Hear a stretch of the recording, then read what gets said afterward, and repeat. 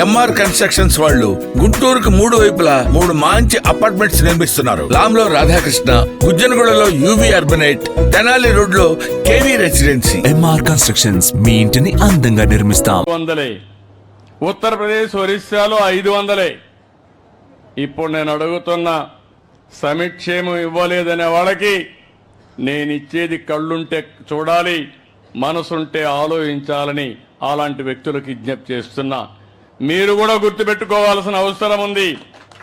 ఎవరైనా వచ్చి ఏమిచ్చాడంటే ఏమిచ్చానో ధైర్యంగా చెప్పి మీరు వాళ్ళని నిలదీస్తే రాబోయే రోజుల్లో ఇంకా మెరుగైన ఫలితాలు మీకు వస్తాయి.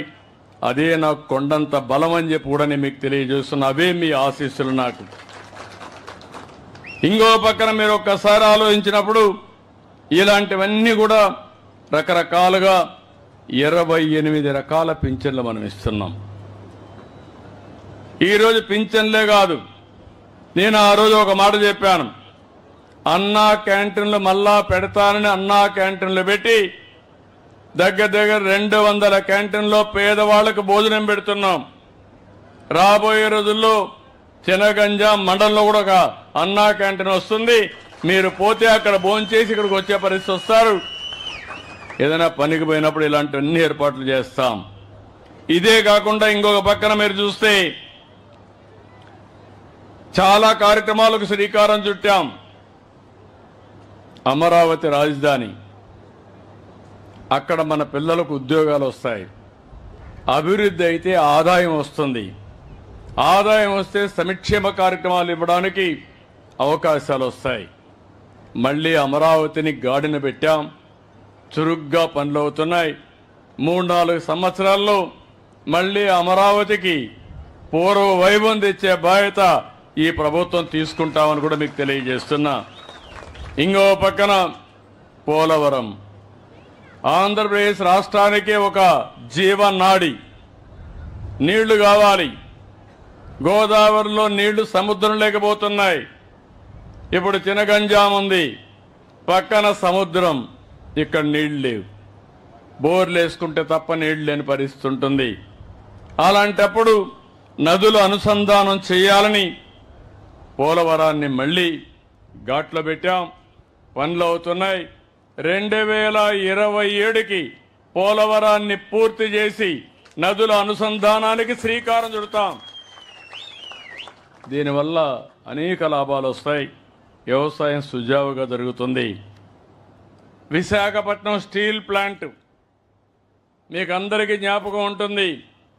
విశాఖ హక్కు, ఆంధ్రుల హక్కు అని పోరాడాం, ప్రాణ త్యాగాలు చేశారు. అలాంటి దాన్ని దివాలా దీపిచ్చారు. దివాలా దీపిస్తే ప్రైవేటైజ్ చేస్తామంటే ఇది కరెక్ట్ కాదని అడిగాను. కేంద్రంలో ఉండే బీజేపీ, తెలుగుదేశం, జనసేన కలిసి పనిచేశాం. దీనివల్ల వచ్చిన వెంటనే దగ్గర 11,000 కోట్ల రూపాయలు అదనంగా డబ్బులు ఇచ్చారు. నేను కూడా ముందుకు వచ్చాను. అవసరమైతే నా ప్రజల కోసం ప్రతి నెల 100 కోట్ల రూపాయల చొప్పున 2 సంవత్సరాలు కరెంటు ఛార్జీకి దాన్ని ఈక్విటీ కింద కన్వర్ట్ చేసుకొని నేను ఉచితంగా ఇస్తానని నేను ముందుకు వచ్చాను. నీళ్లు, కరెంటు ఉచితంగా ఇస్తున్నాను. ఇప్పుడు మీరు చూస్తే 10వ నెల విశాఖపట్నం స్టీల్ కూడా ఘాట్లో పడింది. అంటే పరిపాలన ఎప్పుడు కూడా సమర్థవంతంగా చేస్తే ఏదైనా దాన్ని బాగు చేసే అవకాశాలు వస్తాయి. విశాఖపట్నానికి రైల్వే జోన్ వచ్చింది. ఒకప్పుడు రోడ్లు చూశారు, గుంతలు పడిపోయి ఎవరన్నా బయట పోతే నడివిరిగిపోతుంది. ఎవరన్నా డెలివరీకి పోవాలంటే హాస్పిటల్కి పోయే పని లేకుండా మధ్యలోనే డెలివరీ అయిపోయే పరిస్థితి వచ్చి ఉంటుంది.